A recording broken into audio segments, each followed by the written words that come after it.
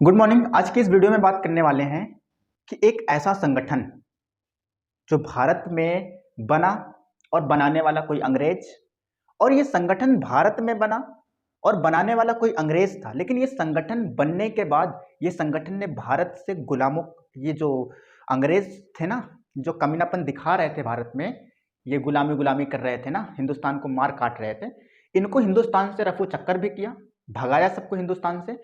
और साथ ही साथ वो संगठन अंग्रेजों का सफाया भी इस मुल्क से किया। और उस संगठन ने इस मुल्क पर आजाद होने के बाद, जब मुल्क 1947 में आजाद हुआ, उसके बाद काफी सालों तक, इवन 40 से 45, कहा जाता है कि 50 सालों तक उस संगठन ने यहां पर हुकूमत की।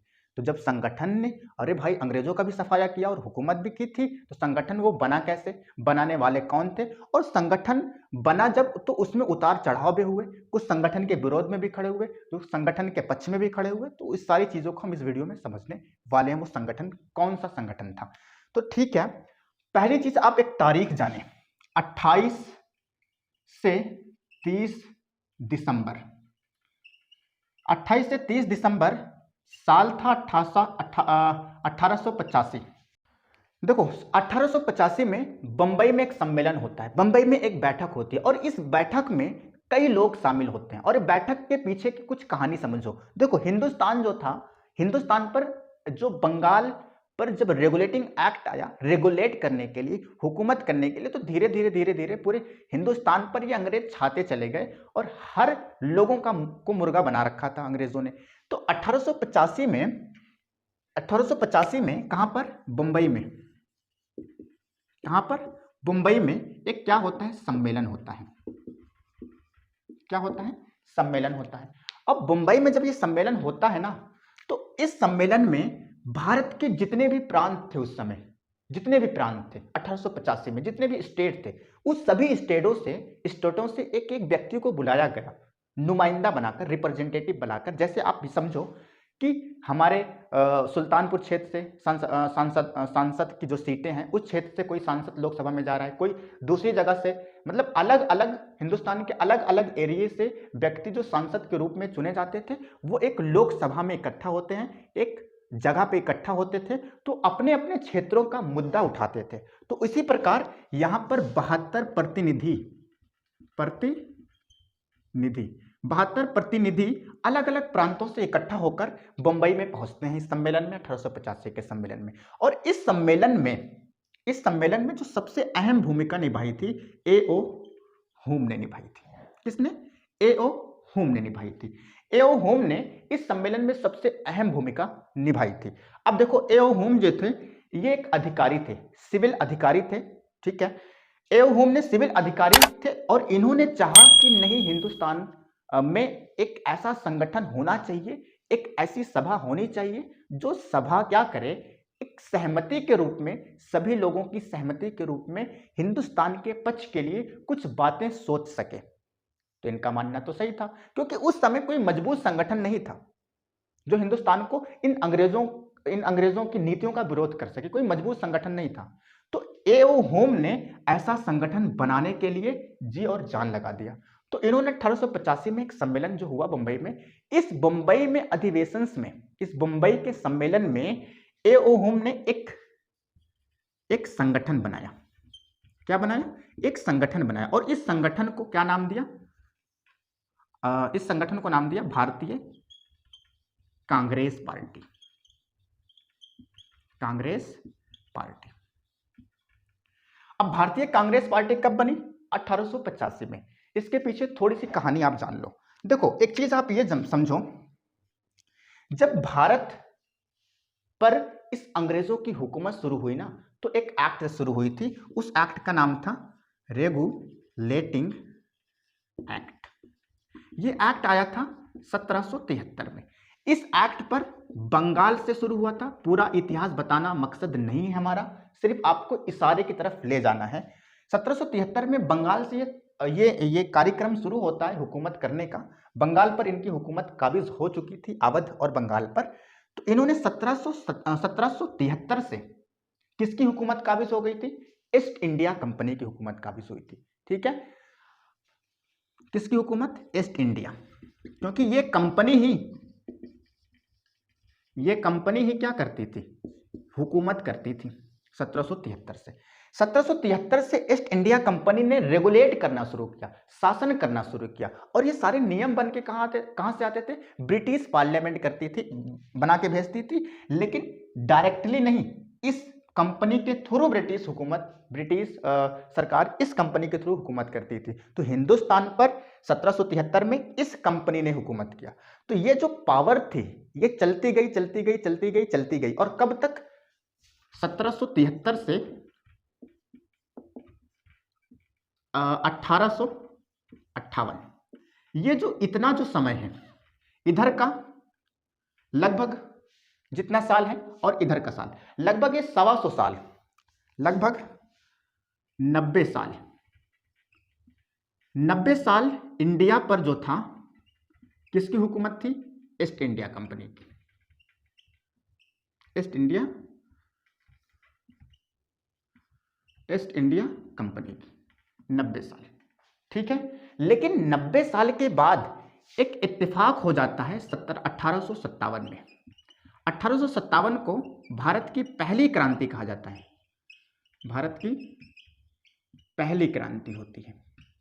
और ये 1857 की जो पहली क्रांति होती है यूपी के मेरठ से शुरू होती है, और इस क्रांति ने इतना भयानक रूप ले लिया था कि ईस्ट इंडिया कंपनी जैसी पावरफुल, जो 90 सालों तक अपनी मजबूत शासन के साथ, मजबूत पकड़ के साथ, मजबूत नीतियों के साथ हिंदुस्तान पर हुकूमत करती थी, इस ईस्ट इंडिया कंपनी को, ये जो 1857 में जो क्रांति हुई थी, मेरठ से उठी थी, इस क्रांति ने ईस्ट इंडिया कंपनी की नींव को हिला के रख दिया था। और इतनी भयानक ये क्रांति हुई थी कि अगर ईस्ट इंडिया कंपनी कोई कठोर कदम नहीं उठाती, कोई मजबूत कदम नहीं उठाती और ये क्रांति को नहीं दबाती ना, तो इस 1857 में ही हम लोग क्या हो गए थे, आजाद हो जाते। इतनी भयानक क्रांति थी। जब 1857 में ये क्रांति हुई ना, तो किसको, east India, EIC, east India company को लगने लगा कि नहीं, अब हम अगर यहां पर काबिज रहकर, हिंदुस्तान पर रहकर अगर हम हुकूमत करेंगे, तो ऐसी क्रांति अगर दोबारा होगी ना, तो हम उसको रोक नहीं पाएंगे। और जिस प्रकार हमने इतनी मेहनत की है अपने शासन को बनाने के लिए, ठीक है, इतनी मेहनत की है 90 सालों से, वो हमारा सारा पानी में चला जाएगा। तो ईस्ट इंडिया कंपनी की पावर्स को क्या कर दिया, क्राउन ने क्या किया, फिर 1858 ईस्वी में भारत शासन अधिनियम आता है, और इस एक्ट के तहत 1858 को जो एक्ट आता है, इस एक्ट के तहत ब्रिटिश क्राउन ने क्या किया, ईस्ट इंडिया कंपनी को हमेशा के लिए खत्म कर दिया। तो 1858 में ईस्ट इंडिया कंपनी का वजूद भारत से खत्म कर दिया गया। ईस्ट इंडिया कंपनी का बोरिया बिस्तरा लपेटकर क्राउन ने क्या कर लिया, ब्रिटेन की तरफ रवाना कर दिया। अब आप समझो, ये था तो भारत, ठीक है, इस भारत पर तो क्या किसकी हुकूमत थी, EIC की, ईस्ट इंडिया कंपनी की। अब इसका खात्मा कब हो गया, 1858 में। जब 1858 में ईस्ट इंडिया कंपनी खत्म कर दी गई, तो ईस्ट इंडिया कंपनी के अधीन, मतलब ईस्ट इंडिया कंपनी जिन क्षेत्रों पर इसकी हुकूमत थी, उन सभी क्षेत्रों पर ब्रिटिश क्राउन की हुकूमत हो गई, ब्रिटिश राजा की हुकूमत हो गई, ब्रिटिश सम्राट की हुकूमत हो गई। तो यहां पर 2 तारीख आपको याद रखना है। यहां पर पहली तारीख आपको यह बताएगी 1773 से 1858 तक। यहां तक क्या था, EIC, ईस्ट इंडिया कंपनी की हुकूमत थी। लेकिन 1858 में ईस्ट इंडिया कंपनी खत्म होती है, और 1858 से जब हम आजाद हुए 1947 तक किसकी हुकूमत थी, क्राउन की हुकूमत थी। किसकी हुकूमत थी, सम्राट की हुकूमत थी, ब्रिटिश सम्राट की हुकूमत थी। मतलब ईस्ट इंडिया कंपनी को इस क्रांति की भय से ईस्ट इंडिया कंपनी का सारा चिट्ठा, सारी व्यवस्था, सारा सिस्टम हिंदुस्तान से खत्म कर दिया। और डायरेक्ट पावर किसकी, जो ईस्ट इंडिया कंपनी के दिन जितने भी क्षेत्र थे, उन सभी क्षेत्रों की पावर डायरेक्ट क्राउन ने अपने हाथों में ले ली। डायरेक्ट क्राउन ने क्या कर ली, अपने हाथों में ले ली, ठीक है। ये 40 से 45 साल में जो इन्होंने हुकूमत की, इन्होंने क्राउन ने डायरेक्ट रेगुलेट किया इंडिया को, डायरेक्ट मतलब शासन को मैनेज किया, ठीक है। लेकिन ये देखो 1858 क्रांति हुई, लेकिन जब हिंदुस्तान से ईस्ट इंडिया कंपनी खत्म हो गई तो हिंदुस्तान में उस वक्त इस क्रांति के बाद लोग बिखर गए, ठीक है, क्योंकि इसमें भी बहुत लोगों ने गद्दारी की, बहुत लोगों ने अंग्रेज का, हिंदुस्तान की ही बात कर रहा हूं, ऐसे बहुत सारे आपको राजा मिल जाएंगे, ठीक है, हिस्ट्री में, जिन्होंने अंग्रेज का साथ दिया था, उनकी भय की, क्योंकि उनकी जान न जाए, मतलब अंग्रेज के भय के लिए उन्हीं के गोद में जाके बैठे थे। ऐसे राजा हमारे हिंदुस्तान में भी थे, सब दूध के धुले हुए नहीं थे, और वो साले कमीने लोग हमारे हिंदुस्तान के राजाओं को भी झांसा देते थे, ठीक है, मौका मिलता था तो उनको भी नहीं छोड़ते थे, क्योंकि नजर में हरामीपन तो था ही, ठीक है, हरामीपन तो था ही। तो ये लोग क्या किए, फिर यही जो प्रक्रिया थी, यही प्रक्रिया के बाद एओ होम जो सिविल सर्विसेज में थे, एक अधिकारी थे, एओ होम ने 1885 में कहा कि नहीं, हिंदुस्तान में एक ऐसा संगठन हो जो इस प्रकार की क्रांति को लीड कर सके, बढ़ावा दे सके। और उस समय हिंदुस्तान में बहुत पढ़े लिखे लोग नहीं थे, बहुत संपन्न लोग नहीं थे, कुछ ही चुनिंदा लोग थे जो बहुत ज्यादा जागरूक थे, जो बहुत बाहर जाकर पढ़े हुए थे, देश विदेश में जाकर जिसने पढ़ा था वही लोग सफल थे। और उन्हीं के मद्देनजर, उन्हीं बड़े लोगों के, पढ़े लिखे लोगों के मतलब के लिए ही एक संगठन बनाया गया कि वो संगठन रहेगा तो लोग क्या करेंगे, संगठन के तहत एक बड़े फैसले ले सकते हैं। तो 1858 में क्या हुआ, जब क्राउन के हाथ में पावर चली गई, तो उससे पहले भी देखो, ये क्रांति जो हुई 1857 की अचानक नहीं होगी। अब ये संगठन बनने से पहले, अब आपके अंदर ये सवाल भी होगा कि क्या इससे पहले संगठन की कोई वजूद नहीं था वजूद, संगठन बने थे, इससे पहले भी संगठन बने थे, लेकिन 1885 के संगठन बनने के पहले भी संगठन बने थे, लेकिन सफल नहीं हुए। कुछ संगठन बने थे जो मैं आपको बता देता हूं। एक संगठन था जिसका नाम था, देखो पहले देखो 1852 क्रांति हुई 57 में।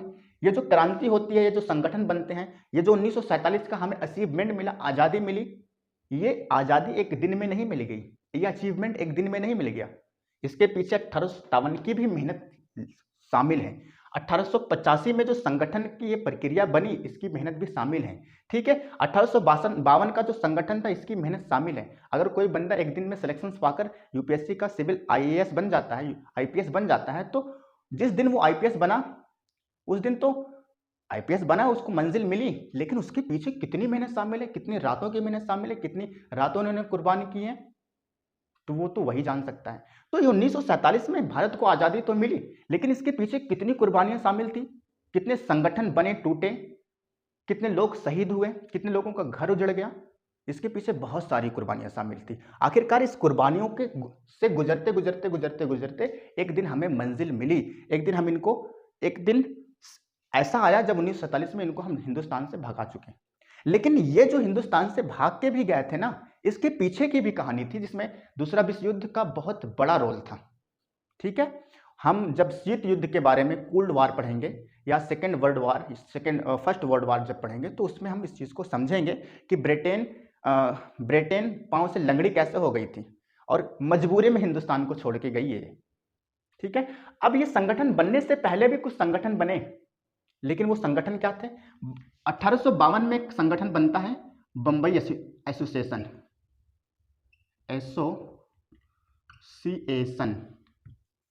बंबई एसोसिएशन बनता है।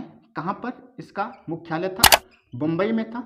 इस संगठन के इस संगठन के संस्थापक दादा भाई नौरोजी हैं, थे दादा भाई नौरोजी ने इस संगठन की नींव डाली थी, ठीक है। अब देखो 1852 में बना, आग लग चुकी थी लोगों के अंदर, चाहत पैदा हो चुकी थी कि हिंदुस्तान को आजाद कराना इंपॉर्टेंट है, अंग्रेजों को भगाना, इन गद्दारों को, कमीनों को भगाना यहां से जरूरी है। आग लग चुकी थी 1952, ठीक है, 1952 में आग लगी। उसके बाद जब लोगों के अंदर इस संगठन ने एक चिंगारी भर दी, एक देश प्रेम की एक भावना को भर दिया 1852 में, तो इस संगठन की मेहनत लगी, तो ये 1857 की क्रांति हुई। तो इस संगठन की मेहनत के बाद, दादा भाई नौरोजी की कुर्बानियों के बाद 1857 की क्रांति हुई, और इस क्रांति ने एक साथ ईस्ट इंडिया कंपनी पर टूट पड़े, अंग्रेजों पर टूट पड़े। जहां पर मिलते अंग्रेज लोगों को उनको लातों से कचर के मार देते थे सालों को। तो 1852 में पहला संगठन बना, पहला इससे पहले भी बने लेकिन इंपॉर्टेंट है इस वजह से मैं बता रहा हूं। मुंबई एसोसिएशन बनता है 1852 में। कौन बनाता है? दादा भाई नौरोजी इसको बनाते हैं। उसके बाद 1866 में ईस्ट इंडिया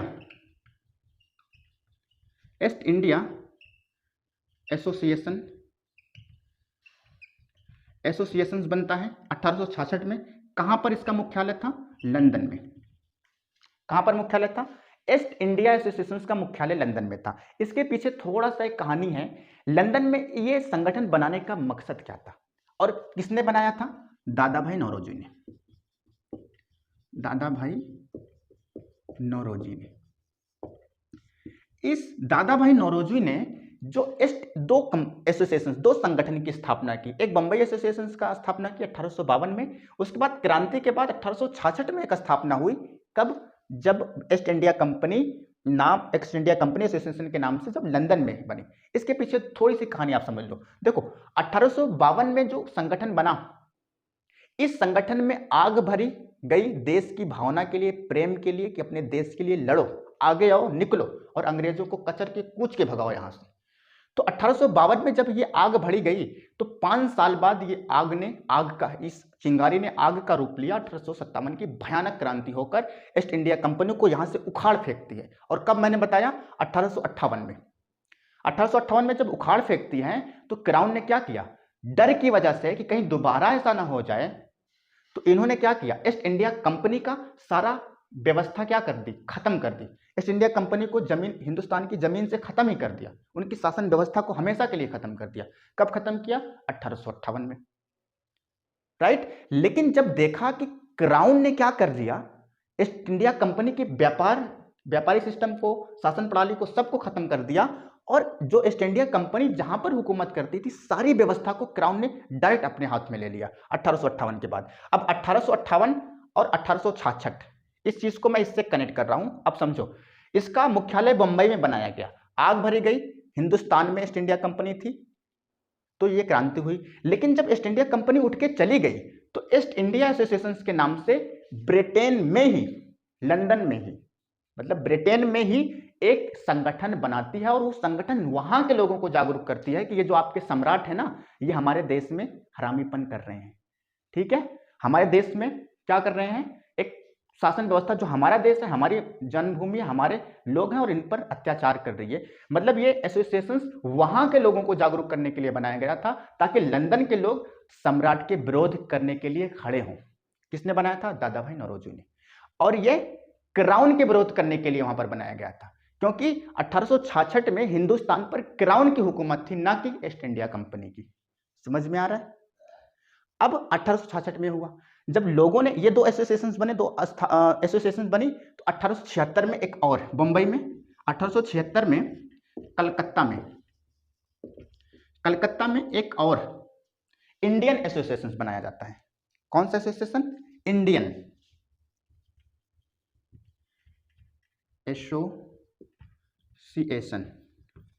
इंडियन एसोसिएशन बनाया जाता है, राइट। अब इस एसोसिएशन को बनाने वाले कौन थे? सुरेंद्र नाथ बनर्जी था। क्या नाम था? सुरेंद्र नाथ बनर्जी, राइट। ये जो संगठन बने हैं, इनकी जो मेहनत लगी है, उसके बाद ये एक संगठन बना 1885 में। हम 1885 के पहले जो संगठन बने, इस कांग्रेस पार्टी के बनने से पहले वो संगठन बने और अपने हद तक जितनी उनकी कैपेसिटी थी उस हिसाब से उन्होंने कार्य भी किया। ऐसा नहीं कह सकते कि बिल्कुल ये लोग मतलब एकदम किसी लायक नहीं थे, सफल हो गए थे, नहीं। उन्होंने जितनी उनकी कैपेसिटी थी, जितना कनेक्ट कर सकते थे लोगों को, कनेक्ट किया, जोड़ा। और इन्हीं की देन थी जो 1857 की क्रांति हुई, और जो इन्हीं की देन थी जो अंग्रेजों को टांग खींचने में काफी हद तक सफल हुई थी। ठीक है, अब आप ये जान लो कि ये तो बने थे 1885 इस संगठन बनने के पहले, लेकिन 1885 के बाद भी संगठन बने, उसके बारे में हम चर्चा करते हैं इसको मिटाने के बाद।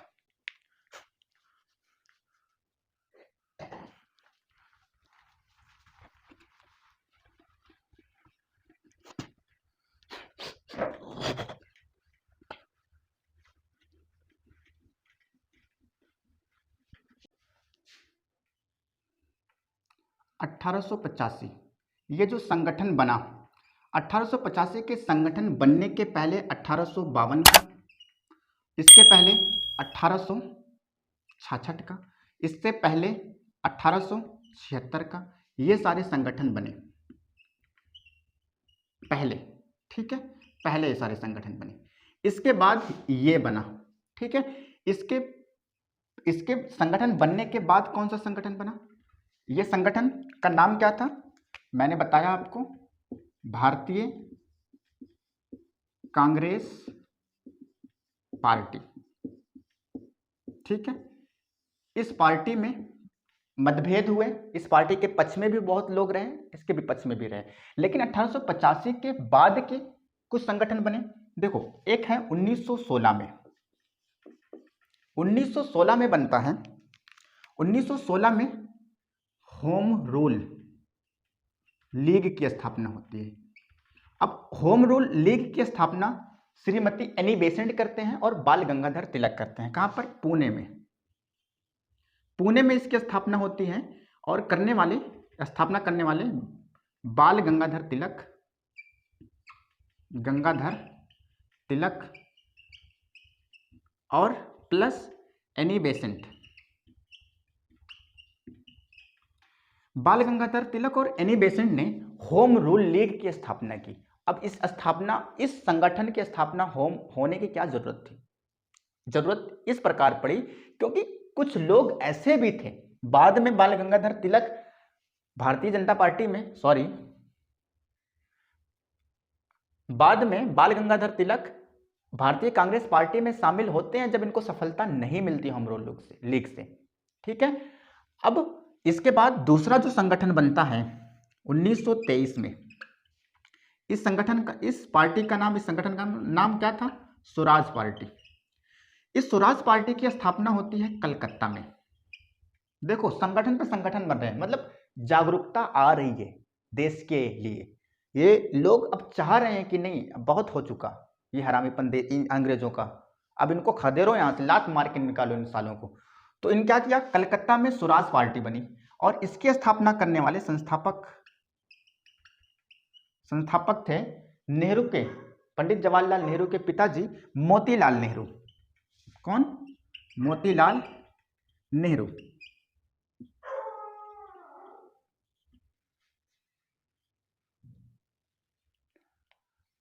राइट। अब ये संगठन बन क्यों रहे हैं?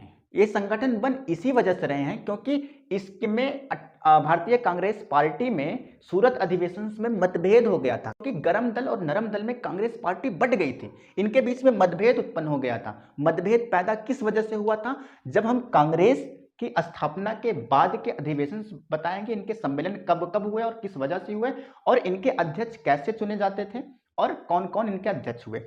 इसके बाद वाले वीडियो में हम आपको कांग्रेस की स्थापना से लेकर इनका अधिवेशन तक सब समझा दूंगा, कब इनके बीच में मतभेद हुआ, गरम दल नरम दल कब बने, इसके बारे में हम डिटेल से पढ़ा देंगे, बिल्कुल फिक्र आप ना कीजिए, ठीक है। उसके लिए मैं हूं। अब आप देखो, ये मैं इस वजह से बता रहा हूं कि संगठन बने, इनके अंदर जागरूकता बनी, देश के लिए एक प्रेम भावना पैदा हुई कि नहीं, इन कमीनों को लात मार के भगाओ यहां से, अब बहुत हो चुका नौटंकी इनकी, अब इनका नाटक हम एक पल भी बर्दाश्त नहीं करेंगे, ठीक है। आजकल के नौजवान होते ना, चबा जाते इनको। तो खैर, 1923 में संस्थापक मोतीलाल नेहरू ने स्वराज पार्टी की स्थापना कर देते हैं कलकत्ता में। अब जब कलकत्ता में ये पार्टी बन जाती है, इसी वजह से बनी थी क्योंकि गरम और नरम दल में ये बढ़ गए थे, ठीक है। उसके बाद 1939 ईस्वी में फॉरवर्ड ब्लॉक की स्थापना होती है। कहां पर? कलकत्ता में। किसने किया? संस्थापक कौन थे? अब देखो लोग जागरूक कैसे हो रहे हैं। संस्थापक कौन थे? सुभाष चंद्र बोस। सुभाष चंद्र बोस ने फॉरवर्ड ब्लॉक की स्थापना कर दी 1939 में। ये सारे संगठन इसी वजह से बन रहे हैं कि अंग्रेज कमीनों को लग जाए कि नहीं, अब भारत के लोग जागरूक हैं, अब भारत के लोगों के अंदर दम तो है, अब जाग चुके हैं ये, अब इन अंग्रेजों की नींद हराम करने के लिए। उसके बाद ये संगठन पे संगठन बन रहे हैं। उसके बाद 1926 में नौजवान सभा बनती है, नौजवान सभा। नौजवान सभा बनती है, इसके संस्थापक कौन? इसके संस्थापक कौन थे? भगत सिंह। ठीक है। उसके बाद 1928 में एक और संगठन बनता है, हिंदुस्तान सोशलिस्ट पार्टी। इसके संस्थापक कौन थे? चंद्रशेखर आजाद।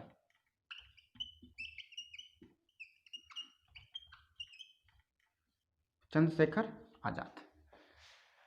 अब आप अच्छे से समझ में आपको आ गया होगा कि ये जो पार्टियां बन रही हैं, इसकी शुरुआत जो हो रही है सिर्फ इस वजह से हो रही है कि अब अंग्रेजों को ये बताना था कि आप लोग नौटंकी और नाटक यहाँ नहीं कर सकते थे। अब जब तक नौटंकी और नाटक जब तक यहाँ पर हिंदुस्तान में किया आपने, ठीक है, हमने कुछ नहीं कहा, लेकिन अब ये सारी मेहनतें, ये सारे संगठन इस बात की गवाह हैं। इस संगठन और इन सारी पार्टियों ने उनके अंग्रेजों के नाक में दम कर दिया, और जब तक हिंदुस्तान को उससे उनको भगा नहीं दिया, भले हमारे बीच में मतभेद हुआ, भले हम अलग अलग पार्टियां बनाए और भारतीय कांग्रेस पार्टी में भी मतभेद हुआ, गर्म और नरम दल बने, लेकिन उसके बावजूद ये गर्म और नरम दल जो भी जितने भी संगठन हिंदुस्तान में बने, इनका सिर्फ उद्देश्य एक था। इनके बीच में मतभेद था, लेकिन इनका उद्देश्य सिर्फ एक था, हिंदुस्तान से इन हरामखोरों को, कमीनों को निकाल के भगाओ, यहां से कॉलर पकड़कर, पटक कर, मार कर, कूच कर, लतिया कर भगाओ इनको साले को। तो इन संगठन का सिर्फ एक उद्देश्य था, यहां से भगाना, क्योंकि ये बहुत ज्यादा नुकसान पहुंचा चुके थे भारत को, एकदम खोखला कर चुके थे।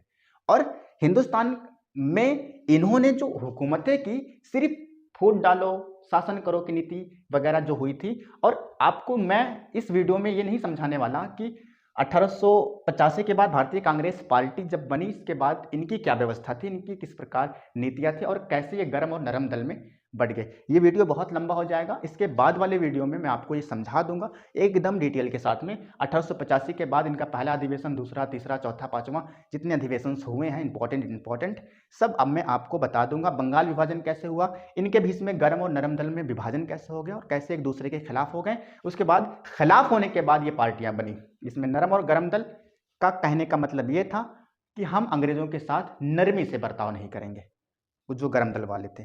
और नरम दल वाले कहते थे कि भैया शांति से हम लोग प्रोटेस्ट करेंगे, शांति से विरोध करेंगे, अगर नहीं मानेंगे तो लात मुक्के का इस्तेमाल करेंगे। लेकिन गर्म दल तो गर्म दल था, जिसमें बाल गंगाधर तिलक वगैरह शामिल थे। ठीक है, लाला लाजपत राय थे, अरविंद घोष थे। ठीक है, अब मिलते हैं आपको दूसरे वीडियो में, तब तक के लिए बाय बाय, टेक केयर।